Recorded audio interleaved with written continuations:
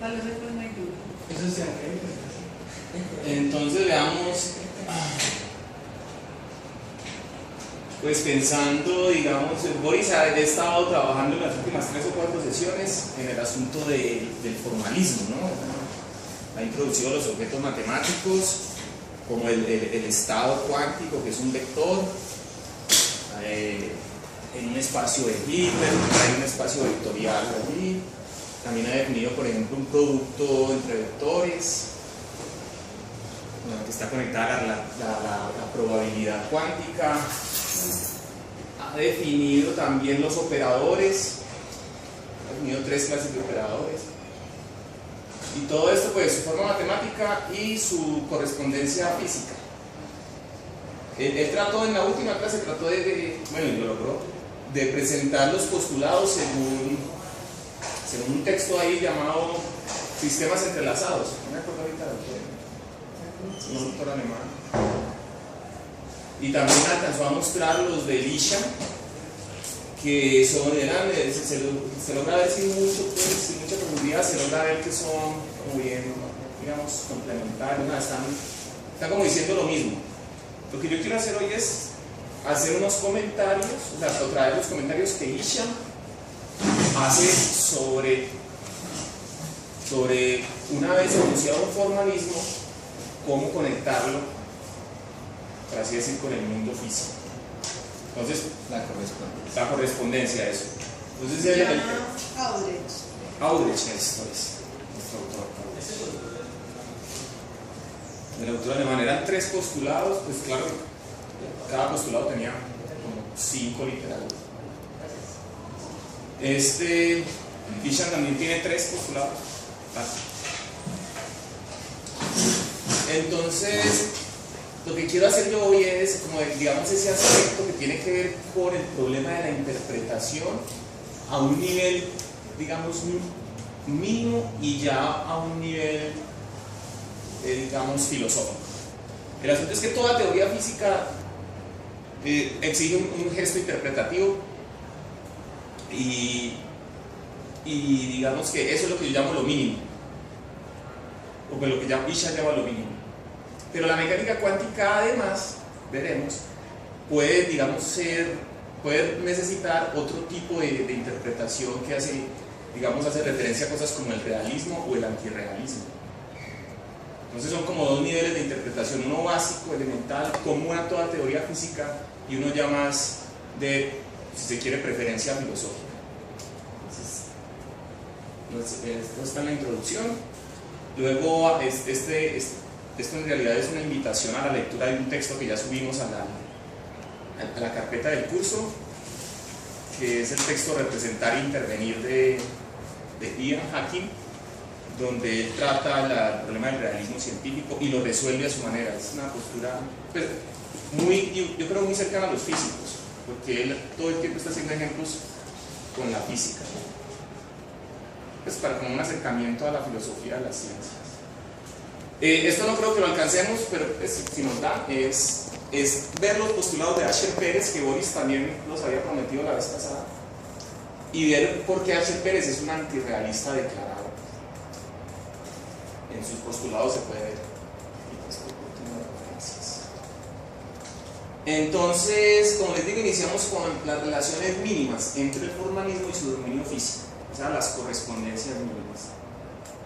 Y si se quiere, pues, esto sería una interpretación mínima o pragmática, que es, digamos, la que se necesita para poder, digamos, trabajar en física.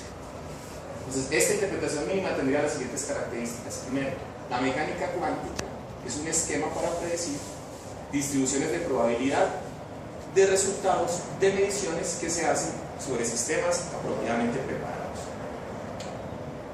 Entonces, mire que según esto la mecánica cuántica es una cosa que se hace en un laboratorio, que se hace sobre aparatos y que estudia resultados de mediciones. Para enfatizar el énfasis en el término de medición, se observa en la cuántica que la idea de cantidad física se vio desplazada por cantidad observable o observable. Ahí está ese detalle, ¿no? quizás en física clásica también la gente suele decir esto. Si es físico es medible, si es medible es físico, eso es como sinónimo.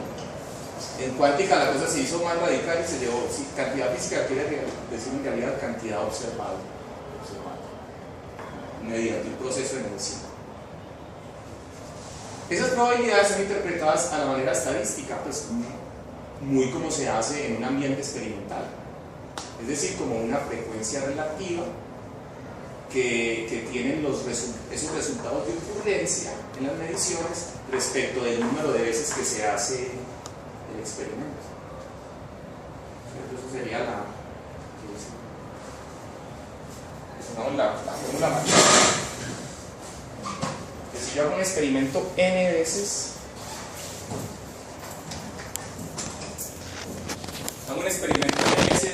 por ejemplo, tirar una moneda, la tiro 1.000.000 de veces, entonces la probabilidad, digamos, de que salga cara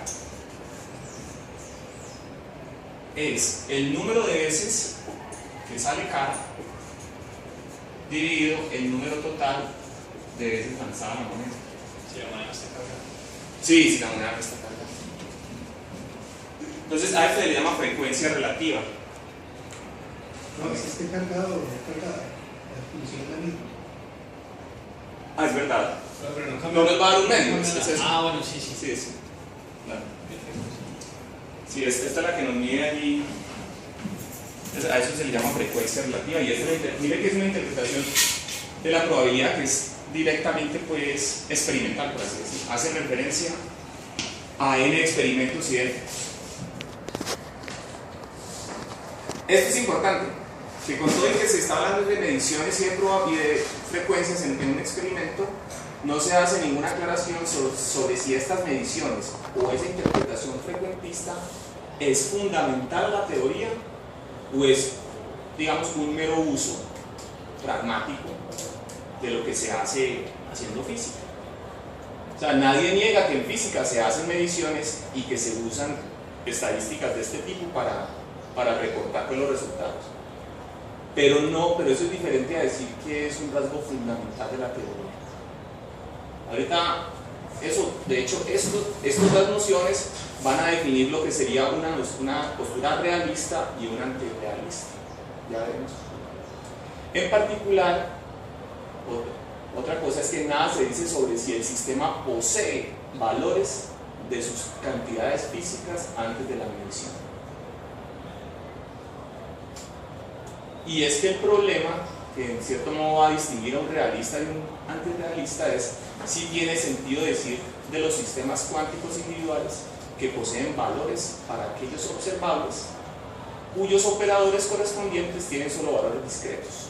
Esto es lo que Boris ha tratado o ha formulado sobre los operadores y sobre los estados. Esta es como la herramienta matemática que él ha desarrollado, que es, podemos escribir también, lo que mucha gente llama la autoecuación. Si usted tiene un operador que actúa sobre un estado, entonces el efecto de este operador sobre este estado suele ser de este tipo, que saca un número y al estado lo deja igual. Cuando un operador hace eso, se dice que estos vectores son autoestados del operador. Y de este número se dice que es un autovalor también del operador. Ahora, este autovalor es justamente el valor de la propiedad medida.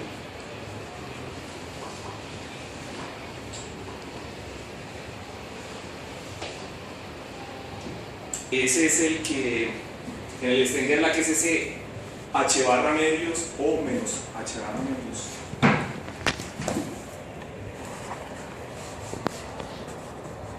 Bien, entonces empecemos. Dice Ishan que cuando uno se sale de esta posición cómoda, porque estos son, digamos, las cosas que uno, digamos, necesita para hacer mecánica cuántica. Saber algo de probabilidades, saber la autoecuación, hacer estos calculitos, pero no preocuparse mucho qué significa estado cuántico, qué significa probabilidad, qué significa medición. Ahora, que si uno quiere salir de esta posición cómoda, entonces yo le he puesto como irse para el tamaño, o sea, meterse allá en el debate. Entonces él empieza con los antirrealistas, o sea, rasgos que los caracterizan. Primero, hablar de un sistema cuántico individual teniendo valores para sus cantidades físicas es inapropiado en el contexto de la teoría cuántica. Inapropiado, él lo usa en un sentido lógico, podría ser como decir que no tiene mucho sentido lógico. Miren esto, la noción de medición se hace fundamental. O sea, si una interpretación mínima es simplemente hago mediciones, los antirrealistas son más radicales. Y así es Asher Pérez. Dice, no, es que la cuántica trata sobre mediciones que se hacen sobre sistemas, no sobre sistemas físicos, no sobre objetos del mundo.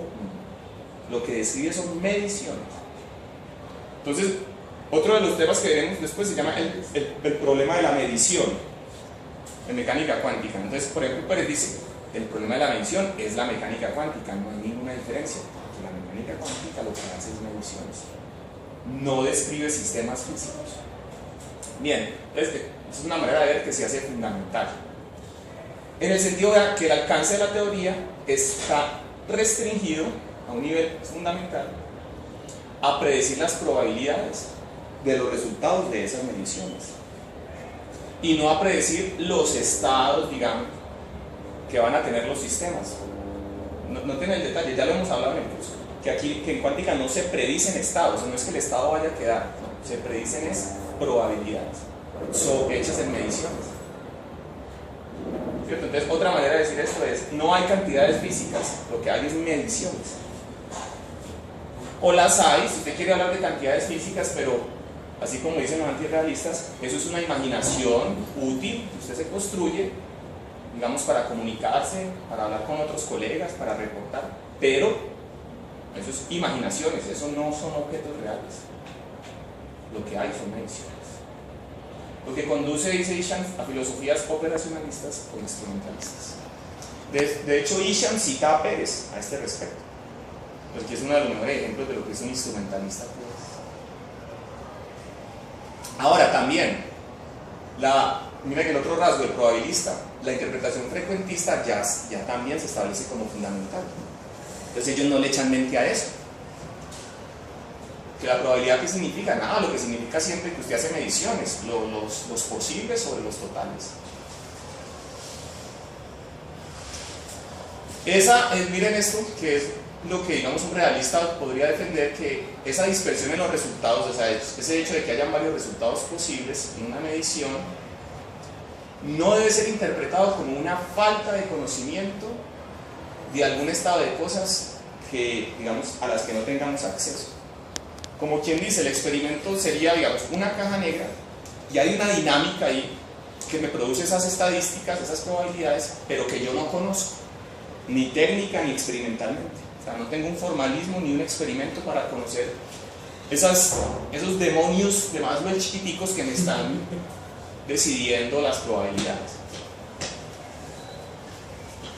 Entonces no debe ser interpretado así, sino así, simplemente. Eso es lo que se llama la interpretación epistémica o de ignorancia de la probabilidad. Una consecuencia de estas elecciones antirrealistas es que el estado cuántico no es un sistema cuántico individual, no se debe asociar, sino que no te verá. Yo hago mecánica cuántica, es decir, yo hago mediciones repetidas sobre cosas igualmente preparadas para obtener unas estadísticas, unas probabilidades. Por lo tanto, mi sistema es una colectividad, una colección de sistemas, porque esa es la única manera de yo obtener probabilidades. Entonces el sistema es la colección. Pero noten, y el mismo Isham lo comenta, dice que una colección de sistemas idénticamente preparados, entonces a la vez es un todo, colección, pero no puede evitar decir sistemas igualmente preparados, o sea, no puede evitar darle individualidad a cada uno de los digamos, elementos de ese conjunto. Y entonces aquí para la filosofía, y esto yo lo he visto por ahí en el problema de la individualidad en algunos artículos y el de la indistinguibilidad, ¿no? que las cosas cuánticas, ¿cierto? Por ejemplo, no cumplen ese principio de los indiscernibles del que hablaba Leibniz. Porque estas cosas sí son totalmente indiscernibles. En entrelazamiento, y cuando se hable del principio de Pauli en el curso, podremos ver por qué los electrones se dice que son indistinguibles.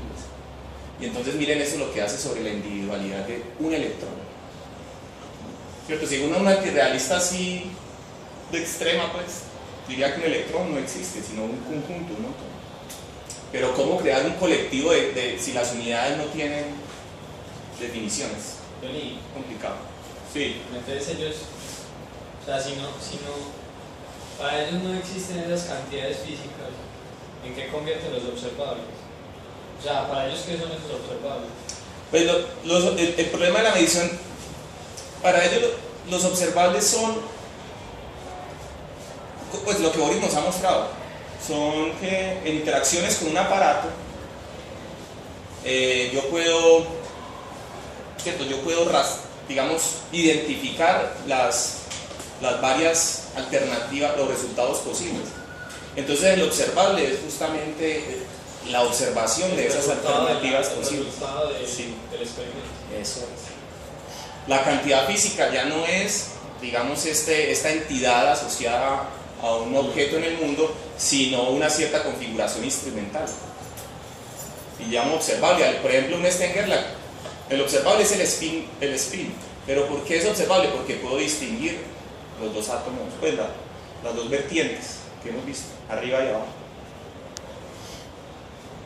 Sí, y mirad la diferencia, por ejemplo, cuando uno hace en clásica, que la propiedad física está relacionada con el estado. Por ejemplo, el estado de movimiento en mecánica, el estado de movimiento está relacionado con los valores directamente, mientras que con los valores de posición y momento en ese caso, mientras que en el caso cuántico por un lado están los estados y por otro están los observables, son como dos entidades diferentes. Pero es que no veo que en realidad los principios mínimos que daba al principio sean tan distintos de estos. El hecho de que ellos no quieran, de que no se quiera decir nada acerca de las otras cosas, no es asumir en últimas un antirrealismo. Puede ser, pero mira por ejemplo cuando Boris hizo su presentación, que él habló sobre su postulado interpretativo. Ese es tomar una postura, digamos, calma.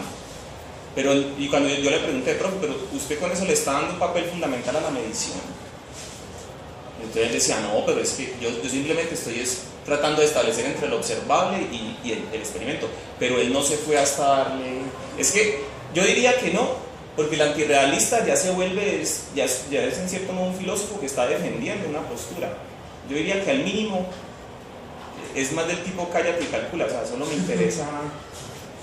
Y seguramente ese antirrealismo o esa postura mínima tiene su consecuencia en el origen de las interpretaciones, que inicia con Copenhague, que es muy de ese corte. Entonces ya se da por sentado hablar así, es lo estándar, sin siquiera pues tomar una postura muy... Pero sí es posible que uno, no sé, no, pues que uno esté libre de todos estos gustos. No, pues yo no creo, pero miralo como lo presentaba, por ejemplo, Isha, los postulados, y Boris también en el otro texto como nos presentaba. Pero es que igual había que avanzar, ¿cierto? Esos cálculos habían que hacerlos, entonces los estudiantes se dedicaron a calcular y ahí viene la frase. pero algo tenían que creer. Claro. Esos que calculan, sí, pero que al no dicen principio nada, ellos dejaban alegar a los viejos, a los hombres viejos, los dejaban. pero seguro se iban para la casa a pensar en algo. Claro. Sí, pero eso no lo reflejan en los artículos. Sí, pero, eso es muy distinto. no, y no se puede negar que la interpretación de Copenhague es la interpretación de la cuántica a nivel político y es la que domina. Y mucha gente, incluso de corte realista, asume cosas de ahí porque ya pues, no le ve problema. Pero entonces vos decís que la interpretación de Copenhague es como la mínima. No. Es... No. De hecho tiene posturas, pero yo antes diría que la mínima tiene pues, herencia de eso. Pues. Pero también la de Copenhague, Bohr va más allá. Bohr sí empieza a hablar de que no, lo que hay son mediciones, llega a decir no hay mundo cuántico en cuanto tal, porque lo único que hay es aparatos clásicos para Son más medir. instrumentalistas. Sí, es más instrumental. Hace una defensa mayor del proceso de medición. Pero sí, lo que vos decís, en realidad la mínima está más tirada para el lado instrumental, para el lado antirrealista, sí, Sí, claro. ¿verdad? Y cuando uno, y los autores cuando, por ejemplo los autores de fundamentos cuando van a presentar su postura, ellos necesariamente tienen que hablar como se habla, o sea, a lo mínimo, o sea, hablando de mediciones, así vayan a proponer otra cosa, se reconoce en el medio que esto es lo dominante. Pero sí, yo diría que una postura mínima está más volcada para esto. Yo creo que el problema en realidad es pensar que la postura mínima elimina creencias. Ah, bien. Sí, porque un físico tiene que creer en algo, aunque Sí. no diga en qué cree. Aunque no lo diga, tiene que tener una creencia. Sí, Entonces, para mí es como un error creer que hay una interpretación mínima. sí, No, una interpretación que saca, digamos, discusiones filosóficas, porque eso no existe. sí, sí. Sin embargo, como te digamos, digo, lo que dice Jason pues tiene mucho sentido, es decir, usted no pues de cierta manera no plasma todas esas ideas en un artículo, y eso es lo que la comunidad científica no nota, ¿cierto? Todas esas ideas y esas posturas filosóficas que vos tenés o podés Sí. tener acerca del asunto, ¿cierto? O sea, uno habla en términos que todos los colegas entienden. hay como un uso generalizado pues de estas.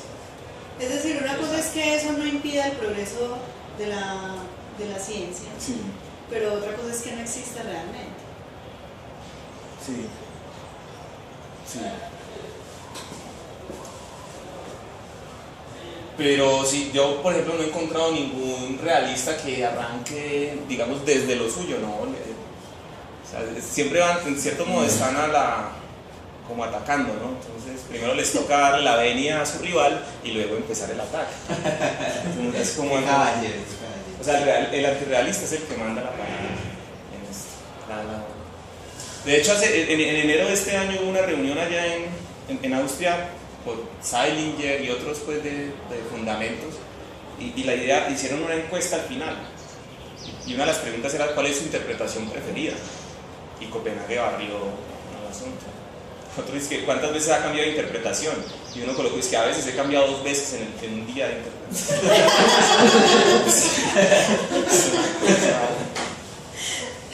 Chistosas. A veces se cambia. 2 veces en un mismo día, sí. Y hay gente que dice, no, yo tomo cosas de aquí, de allá. Bien. Mire que el realista es negar lo otro. En el realista, la teoría cuántica es apropiado decir que un sistema sí posee valores para sus cantidades físicas. Y aquí es donde el Isha nos aclara que este apropiado significa que existen proposiciones lógicamente correctas. Es decir, que existe una teoría física consistente, o sea, un entramado matemático. El realista se defiende o argumenta su realidad en el hecho de que existe una teoría que da respuesta de los resultados, de mediciones, de experimentos. La teoría le sirve de criterio de realidad, por así decirlo. ¿Qué predice la teoría? Sí, predice probabilidades de esos valores poseídos. Noten el detalle como cambia, ¿no? Ya es de los valores poseídos y no de los resultados de mediciones. Sino que él posee valores y yo puedo predecir, digamos, las probabilidades de ocurrencia de esos valores. Pero hay un sutil desplazamiento al decir, ¿cierto?, que no es los resultados de las mediciones. Por eso es que el concepto de medición no es fundamental. Y esto para un realista, pues digamos, clásico, por así decir. No, clásico no. Para un realista, así línea dura, esas probabilidades son precisamente falta de conocimiento. O el uso de esas estadísticas es falta de conocimiento de una realidad ahí subyacente que la cuántica no ve. Pero eso sería como volver a las variables ocultas. Eso es variables ocultas, así se llama. Y no es volver, porque está vigente.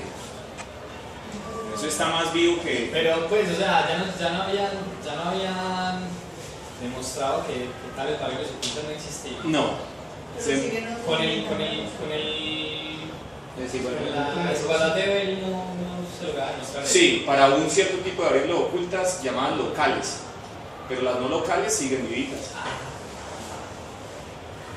Por ejemplo, este es una de esos como Review of Modern Physics de abril del 2013, o sea, está calientito. Y esto ya, ahí no aparece la frase de variables ocultas, pero estos son es que a esa frasecita le dieron tanta madera que ya no la usan. Pero estos tienen el mismo problema. Mira, la mecánica cuántica es una teoría extremadamente útil que está de acuerdo con todas las pruebas experimentales que ya han hecho.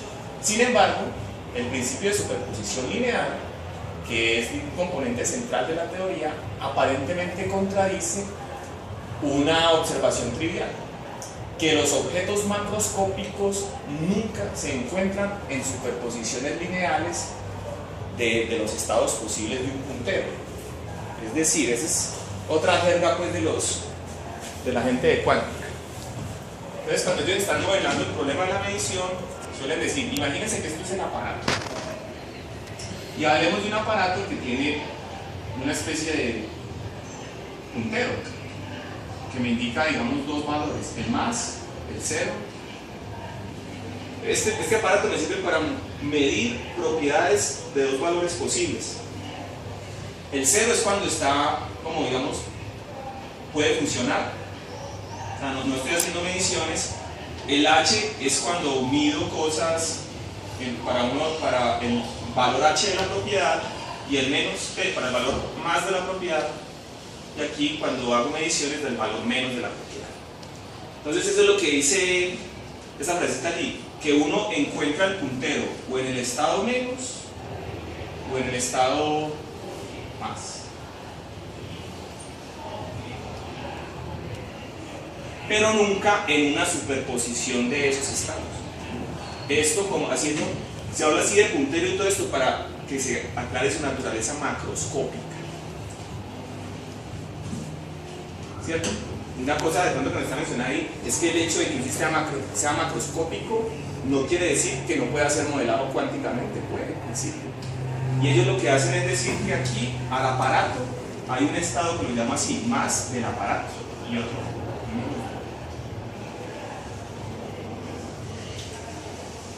¿Cierto? Pero luego Boris nos hablará del problema de la medición, sino que aquí es verdad, cuando uno observa esto en el estado más o menos, pero no en una superposición, ¿cierto? No en esto. Esto no se observa.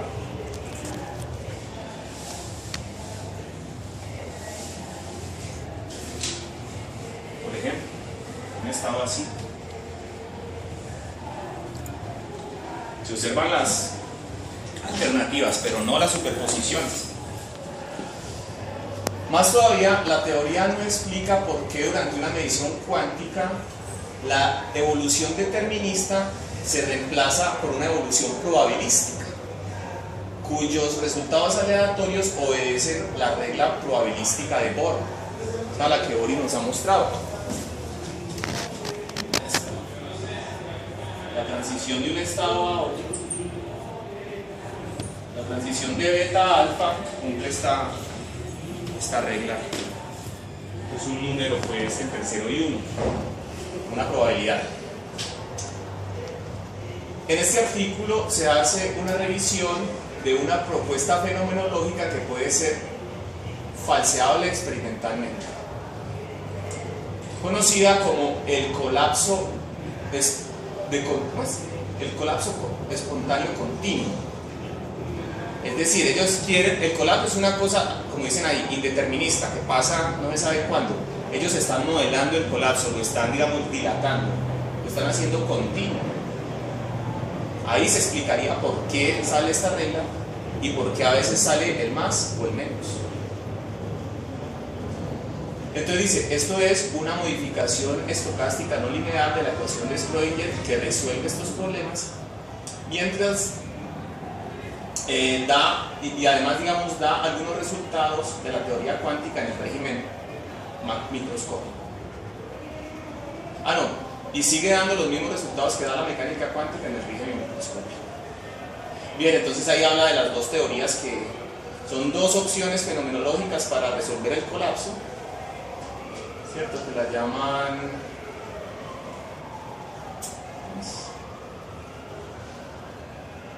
la dinámica de trazas y el colapso inducido de gravedad. Pues yo no he leído el review, no tengo idea de eso, pero se entiende pues que son dos opciones teóricas para explicar el colapso.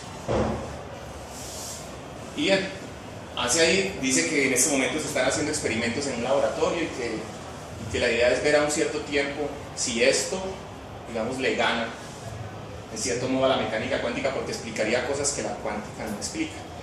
Colapso. O sea, las variables ocultas, ese mecanismo subyacente, todavía hay gente que cree que puede ser explicado y ahí está. Ya no le llaman así, ya le llaman colapso continuo, pero seguimos en esas.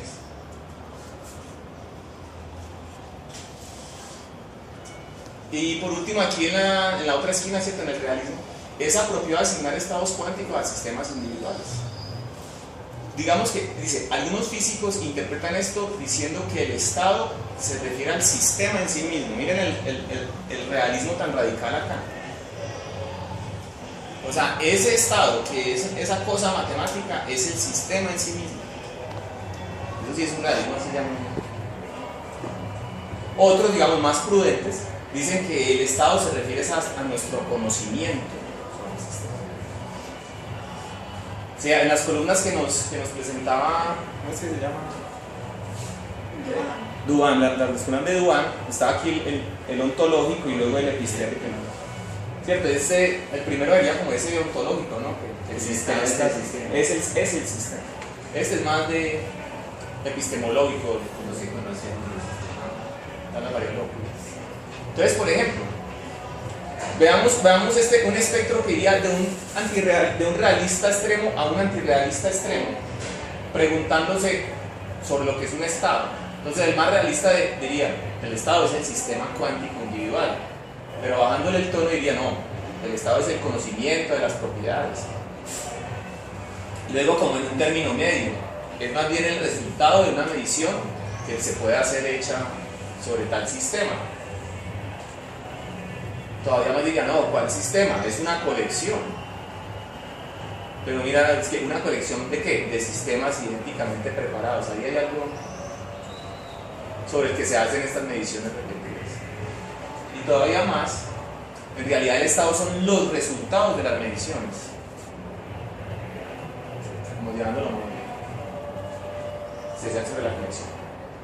Otras maneras como de distinguir a realistas y antirrealistas es, por ejemplo, con el significado de la probabilidad. Que, digamos, los dos extremos serían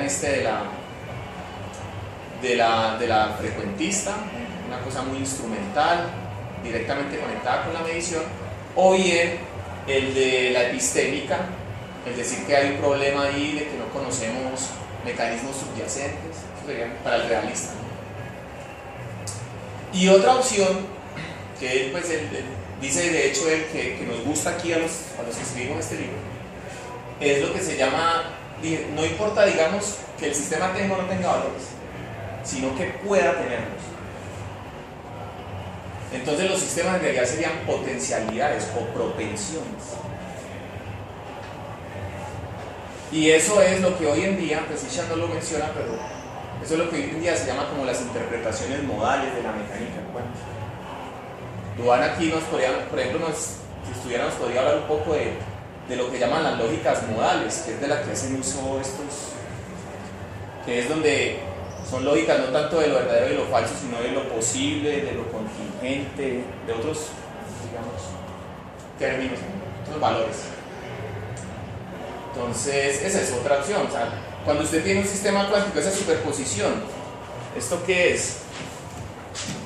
Esto lo que está indicando, o sea, si un sistema alfa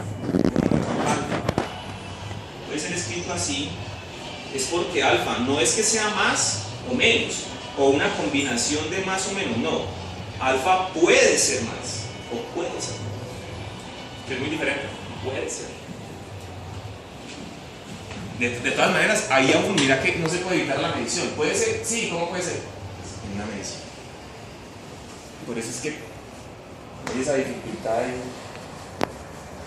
O sea, eludir la medición es como complicado. Bien, aquí paso simplemente a comentar esto es muy breve, pues. Este es el texto que les digo que es el realismo científico. Y entonces, cuando se habla de realismo o de antirrealismo, digamos, hay que hablar de tres cosas: de las teorías, de las entidades y de las verdades. Mira que esto sería como el cuadro, no sé, la línea de lo que es, pues lo ontológico estaría con las teorías, las entidades de pronto, las entidades. Las entidades de lo ontológico, Eso. las teorías de lo epistemológico y las verdades De lo lógico, y, eso. y semántico. Eso. Como para concordar ahí con esto, ¿no? Entonces, de nuevo, aquí lo que hace el profesor Hawking en su librito. Entonces, para un realista, entidades, estados y procesos, estas son cosas que se usan, digamos, en teoría. Una entidad es un electrón, un estado es su estado de spin, un proceso es, digamos, pasar por un Stern-Gerlach, cambiar de estado. Son descritos por teorías correctas. Entidades, estados y procesos que sean descritos por teorías correctas existen. Entonces, otra vez, ¿no? El realista, digamos, se sustenta o se defiende en la teoría. Una teoría correcta. Entonces dice el profe que las interacciones débiles de la física de partículas son tan reales como la andarse, o tan reales como las uñas de los pies, como las turbinas, como cosas así. O sea, como darle esa... Y con la conexión con la verdad. Una teoría genuinamente correcta es verdadera. Eso es lo que quiere decir verdadero. Y genuinamente correcto no significa ante todo totalmente correcto, ¿no? Significa que tiene, digamos, tiene un rango de acción, tiene un rango de aplicación y funciona bien. Entonces eso sería ser verdadero, ¿cierto? Con todo y que no quiere decir absolutamente correcto. En el antirrealismo no hay cosas como los electrones. Así usted tenga procesos, estados y entidades, pues la entidad sería el electrón. Hay fenómenos, y esto sí no lo niega el antirrealista, pues. O sea, pues que negar esto sería... Sí, negar eso. Hay cosas que pasan, pero uno se inventa teorías en términos de estados, pero son invenciones, son imaginaciones. Los electrones son ficticias, las teorías son herramientas del pensamiento. Y mira lo que pueden ser: admisibles, útiles, adecuadas, aplicables, pero con todo y lo que logran no son verdaderas. Y entonces lo curioso es esto, que por ejemplo para turbinas o uñas de los pies sí existen, pero fotones no. Pero yo creo que en ese penúltimo ítem, entonces, Pues si ser admisible, útil, adecuada y aplicable no es su noción de verdad, ellos tendrían que decir entonces qué es para ellos verdadero. Ah, bueno, sí. Es que Porque no en sé. cierto modo decir que una teoría genuinamente correcta es verdadera, el tercer ítem, es decir que es verdadera porque hace predicciones, porque es adecuada, no. porque es aplicable. Sí, Olga, pero es que aquí hubo salto, mira, esto de genuinamente correcto es lo que dicen los realistas. Ya las... Exacto, sí, son dos posturas, pero sí. lo que quiero decir es que justo los que piensan que una teoría es correcta, pues aproximadamente lo piensan precisamente en esos términos. Entonces, si los antirrealistas dicen son admisibles, útiles, adecuadas y aplicables, pero no son verdaderas, entonces es porque ellos tienen otra definición de verdad. Porque Sí. precisamente los otros dicen que son verdaderas, es en esos Pues términos. que en esos términos es que la noción de verdad debe ser la total correspondencia de la teoría con los fenómenos, en cuyo caso no es posible nunca, porque nosotros somos incapaces de conocer el objeto totalmente. Yo lo que puede ser, pero yo lo que percibí de estos antirrealistas y de todo esto es que es justamente lo que dice la última línea, que para ellos verdadero es, por ejemplo, la mecánica newtoniana. Exacto, pero Porque, ¿por qué? entonces, ahí Tienen sí. que definirnos entonces qué es exactamente lo Para que los nosotros antirrealistas. pensamos. Sí, Pues, no, por lo que ellos dicen, no, pero es que hay que leerlo mejor, pero estos son simplemente unas notitas ahí.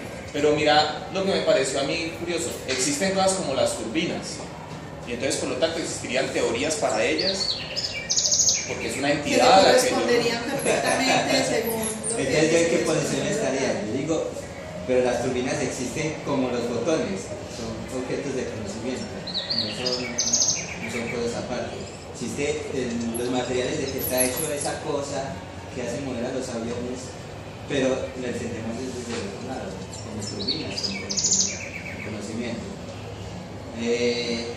A lo que me estoy refiriendo es que si ellos le tienen tan alto estatus, o sea, tan alto estatus, la mecánica newtoniana no es comprensible, no es coherente con lo que están diciendo, sino si las teorías cuánticas no describen bien las cosas, necesitan usar noción de verdad coherente y van a decir que son útiles como lo es la mecánica cuántica, aplicables, ¿cierto? Ahí cumplen todas esas características, por tanto la teoría newtoniana y las turbinas deberían estar en la misma categoría que las otras. pero es que ahí es donde está la... Y mira que él usa ejemplos es como que tienen que ver con el mundo cuántico. Él también hace referencia, por ejemplo, a la genética, porque parece que en genética hay discusiones del mismo talante o en neurología. Esos objetos sí existen o son puras imaginaciones de los teóricos.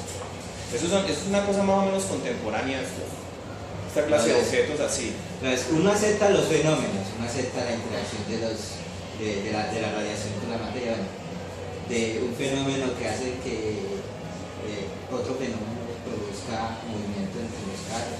Uno acepta todos esos fenómenos. Sí. Y uno después dice, bueno, esos fenómenos los describimos con esta teoría, pero los fenómenos no los conocemos totalmente. Por eso no es una teoría verdadera, es una teoría útil. Entonces, a eso es lo que me refiero. Yo no sé cómo los antirrealistas se contradicen a veces. No, es que muy bueno que lo menciones. Yo lo que los invito es que lean ese texto tan bueno. Con Está en el empieza. Dropbox. Sí, está ahí en la compartida. También está en la biblioteca de acá, está prestado ahora. Y el estilo es muy bueno porque él hace pequeños parrafitos. Vean esto. Por ejemplo, le damos este último que no lo comenté ahí. De acuerdo con el antirrealista, hemos intentado dominar muchas cosas en la naturaleza. La ingeniería genética se está volviendo algo tan habitual como la manufactura del acero, pero no nos engañemos. No pensemos que largas cadenas de moléculas están realmente allí para ser partidas. Los biólogos pueden pensar más claramente acerca de un aminoácido si construyen un modelo molecular con alambres y bolas coloreadas. El modelo puede ayudarnos a ordenar los fenómenos en nuestras mentes. Puede sugerir nueva microtecnología, pero no es una representación literal de cómo son las cosas en la realidad. Yo podría hacer un modelo de la economía a partir de poleas, palancas y bolas de cojinetes y pesos. Cada disminución en el peso M, digamos suministro de dinero, produce una disminución en el ángulo L, la tasa de inflación, y un incremento en el número de bolas en la bandeja, número de trabajadores desempleados. Obtenemos así los insumos y los productos correctos, pero nadie pensaría que este modelo es lo que la economía es. Pero si ellos piensan en entonces ninguna teoría. Por eso es lo que estoy diciendo, que la teoría newtoniana no debería estar catalogada. O sea, no decir que las turbinas son. Sí. No decir que las turbinas son y los botones no. Creo que él dice ser o del todo No, o allá a medias. Hay Para medias. eso sí, para eso no. Y de hecho, esta porque es la intro. Inconsecuente.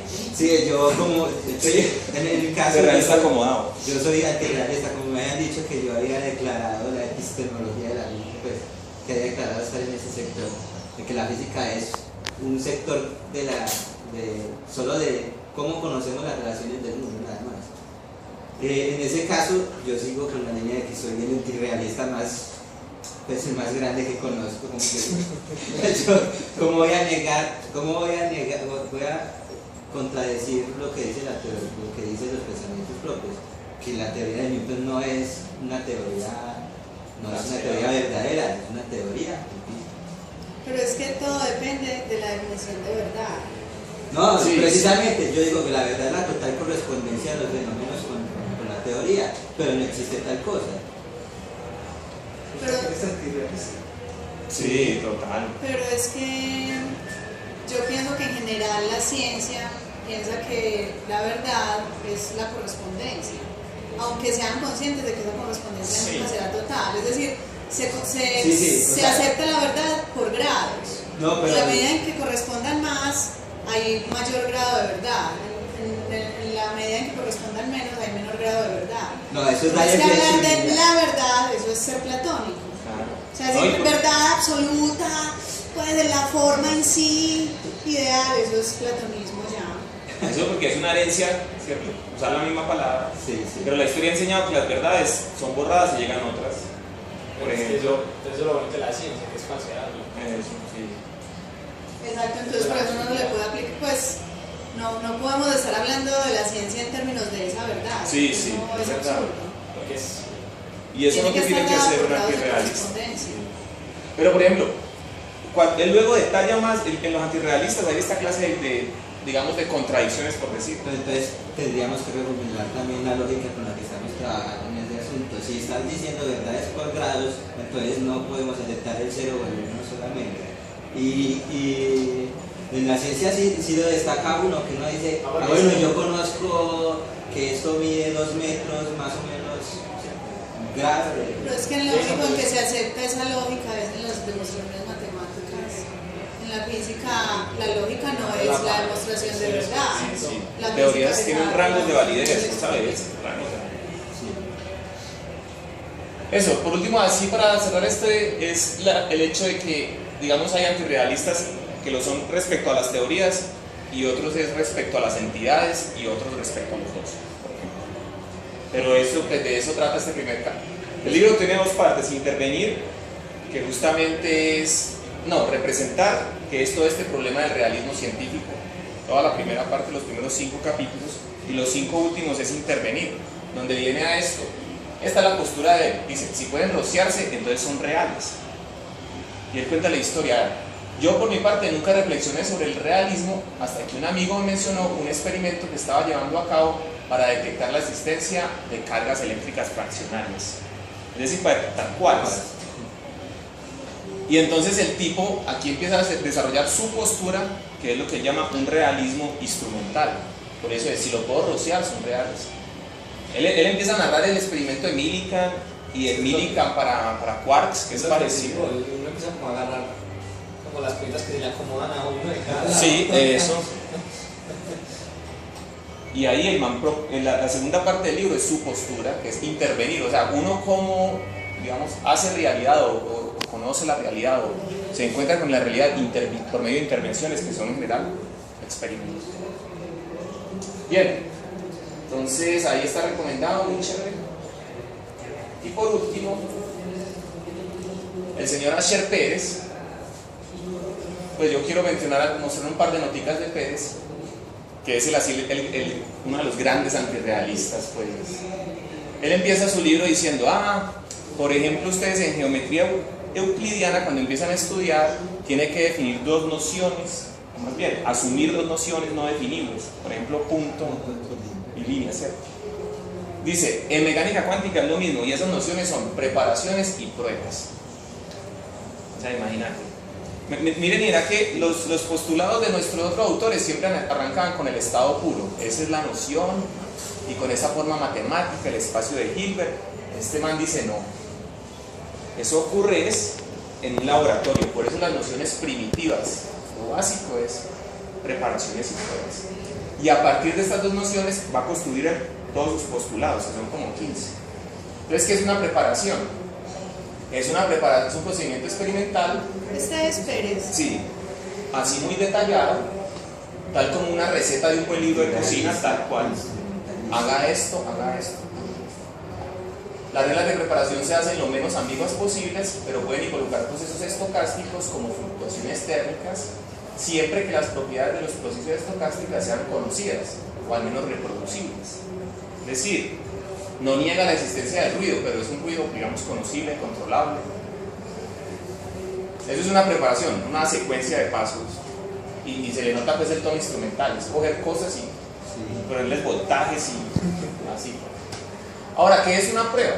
La segunda noción de... Una prueba empieza como una preparación de esta cosa de pasos, pero tiene un paso final, en el cual información previamente desconocida es entregada a un observador, precisamente el físico del laboratorio. Por ejemplo, en el montaje diagramado en esta figura, los puntos que llevan a las franjas más menos, esto de acá a la izquierda, del detector, representan una secuencia de pruebas. Cada punto una prueba. Y la información entregada es el número de puntos en cada franja. Y también el hecho de que esté arriba o abajo es información también. Ese es nuestro Stengerle. Entonces, mire lo que él está construyendo las ideas de preparación y prueba. Porque todos los experimentos cuánticos, o sea, todo lo que es hacer mecánica cuántica, tiene que ver con eso. Entonces, mira, estos son títulos que tiene en su libro. Por ejemplo, instrumentos ficticios de la ontología axiomática cuántica. O sea, Pérez dice, electrones no hay. Como cosas en el mundo no hay. Son instrumentos ficticios de la ontología axiomática. Son útiles para hacer cálculos. Si quiere, para hacer imágenes mentales, pero no existe. Él también defiende que tampoco hay turbinas. No, de hecho, sí que las hay, porque todo lo que hace la física es hacer mediciones con instrumentos. Entonces este man es realista en los instrumentos clásicos, pero antirrealista en los sistemas cuánticos. Aquí vean cómo es de sutil la cosa. De sutil. Mire, por ejemplo, una medición no es una adquisición pasiva de conocimiento, es un proceso activo haciendo uso de un equipo extremadamente complejo, usualmente implicando mecanismos de amplificación irreversibles. La irreversibilidad no es contingente, sino necesaria si queremos un registro objetivo indeleble. El registro debe ser objetivo, aun si la cantidad física a la cual se refiere no lo sea. ¿Sí ves y así son sus 300 páginas del libro, pero es muy chistoso. Es muy humorístico el hombre, porque él ataca mucho cierto realismo ingenuo a veces también. Es que la cuántica se presta. Pues, se parece mucho al positivismo antes del siglo XX. Sí, lo del círculo de Viena y esas cosas. Que ellos decían que los átomos no existían, los positivistas pues no existen los átomos, eso es un truco mental que usted hace para explicar las mezclas de los componentes químicos y por qué siempre les dan en cierta proporción, pero eso no existe, un átomo no existe, son inventos, y le daban duro a los que pensaban en los átomos, como a Boltzmann. Es famosa la anécdota de que Boltzmann fue tan atacado que también tiene ciertos problemas de inestabilidad emocional que él se suicidó, justo como 2 años antes o 1 año antes de que hiciera el experimento para demostrar que sí existían los átomos en realidad. O sea, los físicos vinieron a entender que sí existen cosas parecidas, existen los átomos allá, porque por diferentes métodos experimentales se obtenían el número de Avogadro, por ejemplo. Usando métodos químicos, el número de Avogadro es de tanto. Haciendo análisis de fluctuaciones, por ejemplo, con el movimiento browniano, podían despejar el número de Avogadro y les daban todos los órdenes termomagnéticos muy similares. Entonces eran experimentos totalmente diferentes que llegaban a una misma constante. Era una evidencia de que había un nivel oculto que era el de los átomos. Y después ya todos los físicos piensan que los átomos existen. Y ahora vuelven otra vez los físicos al cuento del positivismo. No sé si se están dando cuenta de que están repitiendo la historia hasta que no encontremos el experimento para demostrar que sí existe algo así como los quarks. El asunto es que, mira que ahí es diferente porque, por ejemplo, esos átomos de los que se dudaba pero se confirmó y sin embargo, digamos, sus movimientos eran descritos por mecánica clásica, ¿cierto? Todos tenían posiciones y momentos definidos, para hablar así. Pero cuando llegó la cuántica, como eso se fracturó, entonces en cierto modo se reabrió el debate sobre la realidad del objeto cuántico. Y entonces han aparecido personajes tan, pues es que esto es de una extravagancia. O sea, él no necesita dar tanta lora para hacer justamente él, ¿cierto? Si tuviera una posición pragmática, haría los cálculos estos, no, él se gasta páginas y páginas diciendo que no hay electrones que deben de soñar, que lo que hay es pruebas, experimentos. Y bien, terminemos con este, que es el Pero primer... entonces él piensa que las mediciones son acerca de qué. ¿De qué? De instrumentos clásicos que, digamos, sufren variaciones. A esas variaciones las llamo el mundo cuántico. Por ejemplo, en el Stengerla, en ese que sí, estamos. está muy extraño eso. Sí. Hay que leerlo a ver qué es lo que dice. El mundo cuántico para él es como... O sea, él lo que dice es que no existe el electrón, pero el electrón es la representación que nosotros tenemos de Sí. eso que medimos. No, pero la idea era Para que no ponerlo sea más, el fenómeno. mira, en esos términos, que cuando él se pregunta qué es un átomo de hidrógeno, eso es muy bueno, ¿qué es un átomo de hidrógeno? Dice, eso depende. Si usted va a hacer espectroscopía, o si va a encontrar ratas de transición.